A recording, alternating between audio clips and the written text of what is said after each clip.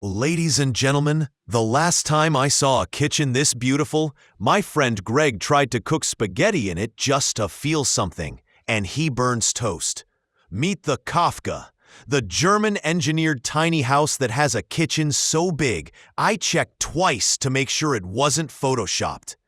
If you think tiny homes mean microwave ramen and plastic stools, this house is about to slap that idea out of your head with a marble countertop. Before we deep dive into the land of full-size fridges and emotional revelations over cabinetry, go ahead and hit that subscribe button for CampAvto. We review mobile homes the way a comedian reviews his life, with brutal honesty, love, and jokes that may or may not get us banned in Canada.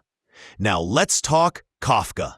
Built by Redwood Tiny House in Germany, this 29.5-foot 9-meter beauty has 344 square feet, 32 meters squared of glorious functionality. But here's the real punchline. It's got a kitchen that could host Thanksgiving in a tiny house. I mean, who does that?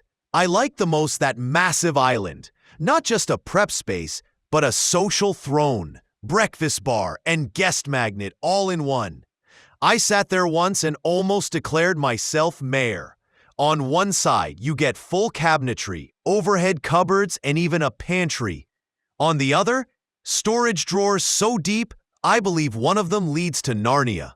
There's a cozy ground floor lounge that doubles as a guest room, and a bathroom that makes you feel like you've made it in life. Glass shower, real vanity, and shelves that don't judge your shampoo choices.